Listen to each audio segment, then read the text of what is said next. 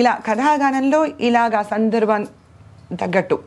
ఆ తర్వాత శివధనస్సు విరిచాడు శ్రీరామచంద్రుడు. వెంటనే పెళ్ళి అయిపోలేదు, సీతా కళ్యాణం అవ్వలేదు. ఎందుకంటే దసరా జనక మహారాజుల వారు వచ్చి చెప్పారు, నా కూతుర్ని మీకు ఇస్తాము, పెళ్లి చేసుకోండి అనేసి.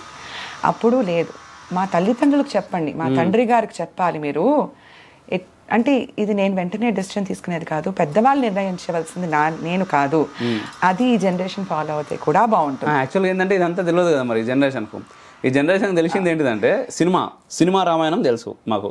ఏంటిది, రాముడు వచ్చిండో, బాణం విరగొట్టిండో, సీతమ్మ చూసింది, పెళ్లి చేసుకున్నారు, కథం అయిపోయింది. అక్కడ దశరథ మహారాజును అసలు మేము ఇన్వాల్వ్ చేయలేదు పెళ్లిలో.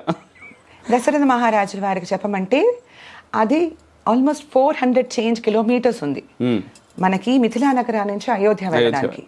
అప్పట్లో కార్లు, బైక్స్, ఏరోప్లేన్స్ లేవుగా. సో గుర్ర బండి మీద వెళ్ళాలి. గుర్రం మీద వెళ్ళి 3 రోజులు పట్టింది రీచ్ అవ్వడానికి. అక్కడ చేరి అక్కడ చెప్పి మళ్ళీ 3 రోజులు, మళ్ళీ ఒక రోజు డిస్కషన్, 7 రోజుల తర్వాత వచ్చి మరి అక్కడ వశిష్ఠుల వారు ఉన్నారు గురువు వాళ్ళకి, ఇక్కడ బ్రహ్మర్షుల వారు, విశ్వామిత్రుల వారు.